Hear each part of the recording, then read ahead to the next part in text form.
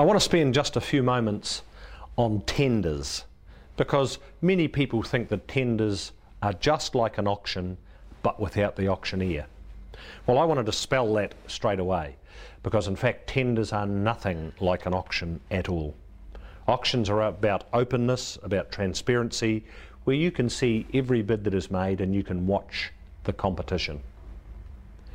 Tenders have been described, however, by people as like trying to play darts in the dark. You have no idea what you're aiming at, and you have no idea what anybody else might be doing as well. You don't know whether you're paying too much, you don't know whether you're underpricing your offer. But in the auction room, you can watch what every competitor is prepared to pay and immediately decide to increase your bid. I'll take a little light-hearted view of it now. Tender is described in the dictionary as soft, delicate, fragile, painful, sore, or bruised. And that's how many people feel by the closed and secretive nature of tender. And as I said before, if you contrast that with the openness and transparency of what happens in the auction room, you can see immediately why many people choose to shy away from tender. As far as tender results are concerned, it's very frustrating for us because nobody will publish their tender results. Each month at Grenadier, we publicly publish our results in the Christchurch Press, and every week I also send out a weekly email covering all our auction results. So warts and all, we put the results out there into the public arena. As I said, nobody will ever publish their tender results.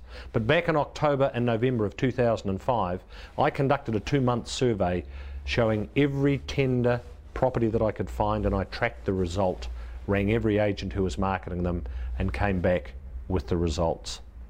Now, coming up on the screen for you now is the results of that survey.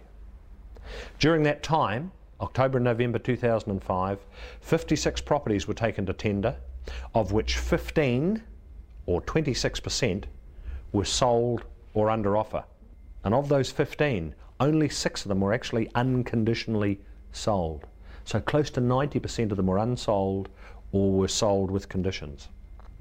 Grenadier conducted 72 auctions, of which 49, or 68%, were sold or under offer. So almost 3 times the success rate. It's a no-brainer really as far as I'm concerned, because it also showed to me that at around 25–26% success rate, tender was no more effective than going to the market at a price.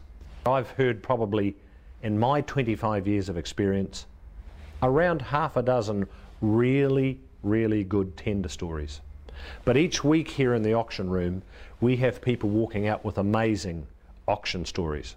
It's a weekly event for us here, not something that happens by pure luck, which can sometimes happen with tender.